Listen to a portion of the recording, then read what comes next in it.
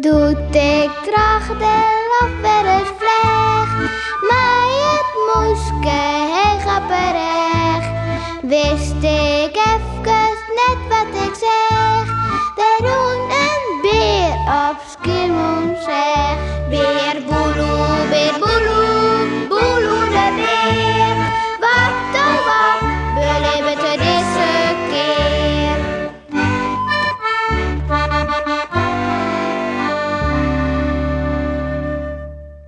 De geerkomsten. Wist nog dat juster de kabouters lelijk wieren? Omdat het oeral smarrig weer zijn ze. De groen, de lucht, het wetter. En er zou een geerkomsten wezen in het bosk. Oh ja, en Ulbe zou die geerkomsten voorzitten. Nou, dat zal mij benijden. Dijk? Nou, kom nou straks ik maar even te zien.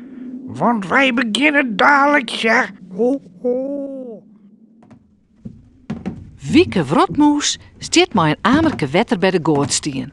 Ja, nou, ik smiet het er toch maar in.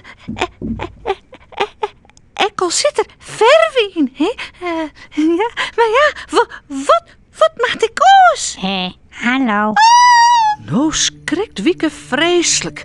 En oh jee, al het wetter valt oer haar heen op een groen. Ho. Excuus. Maar ik moet je vragen om mij te komen. Wij kabouters hebben jood een geerkomst in het bosk. Hoe de smarges overal. Do, zoest het trof vertellen kunnen. Hoe de oren. Ik bedoel, hoe de smarges en zo.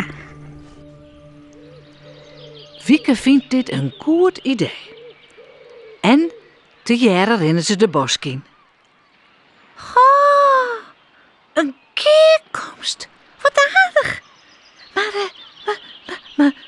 Maar wat bedoelst maar al die smarges? Vreeg het Wieke onderwijs. Smarges de groen. Smarges het wetter. En de lucht. Oh, de lucht hek. Wij kunnen het werk net meer horen. De Heer had dus nodig.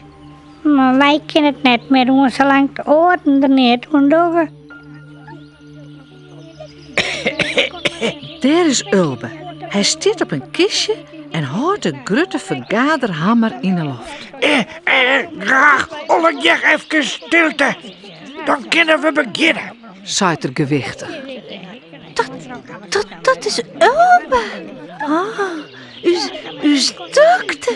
Juist wel? Piepert Wieke, Ja, hij werkt het voor elke hier. zaait de kabouter. Het wordt is onder kabouters, maar graag één variëren. Zaait Ulbe streng. Want de kabouters praten alle jij trokken. Ik wil graag wat zeggen. Zaait dan een mandje met een blauw moedske. Ik vind dat ik zo net meer kan, want wij kunnen het werk net meer horen. De oren kabouters roppen nou ek wat trokken. Stilte! Eén variëren te geven.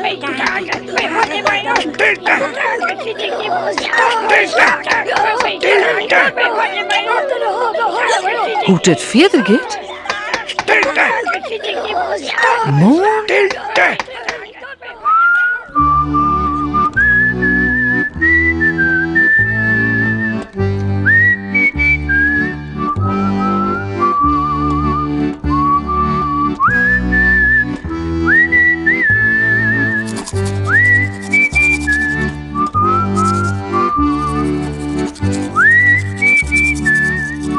En voorast lekker sliepen.